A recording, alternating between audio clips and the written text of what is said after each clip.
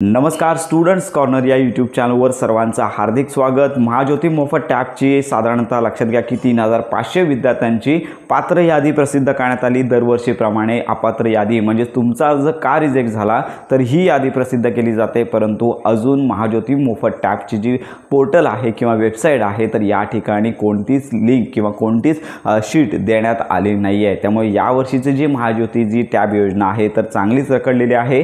8000 कोटी आणि 3500 कोटी तर एवढा टॅब संख्येमध्ये फरक आढळण्यात आलेला आहे। साधारणतः शासकीय मान्यता एवढीच मिळालेली आहे असं उत्तर हेल्पलाईनवरती मिळत आहे। त्यामुळे सध्या जी महाज्योती मोफत टॅबची जी पात्र यादी आहे ती 100% पात्रच आहे, याच्यामध्ये बदल होणार नाही आहे। ज्यावेळी कागदपत्र पडताळणी होईल याच्यामध्ये जे विद्यार्थी बाद ठरतील तर त्यावेळी जी इतर यादी आहे यामधील विद्यार्थ्यांना संधी मिळत असते। फारसा काय फरक येत नाही आहे, सरसकट विद्यार्थ्यांना टॅब दिला जातो आणि याच्यामध्ये सगळ्यात महत्त्वाची की अपात्र यादी देखील आता येण्याची शक्यता कमी आहे। महाज्योती मोफत टॅब योजनेअंतर्गत पारदर्शकता आणण्यासाठी अपात्र यादी प्रसिद्ध केली जाते, परंतु अजून देखील आता आठवडा होण्याची वेळ आलेली आहे, परंतु अजून पोर्टलवरती ही लिस्ट आलेली नाही। तर अशा प्रकारे ज्यांचं नाव सिलेक्शनमध्ये आले नाही आहे त्यांना आता टॅब मिळणार नाही आहे, पुढची लिस्ट येणार नाही आहे आणि याचबरोबर ज्यांचं मेरिट लिस्टमध्ये नाव आलेलं आहे त्यांना पुढची प्रोसेस आपण पुढच्या व्हिडिओमध्ये सांगणार आहोत। तर अशा प्रकारे अपात्र यादी सध्या तरी येण्याचे चान्सेस कमी आहेत।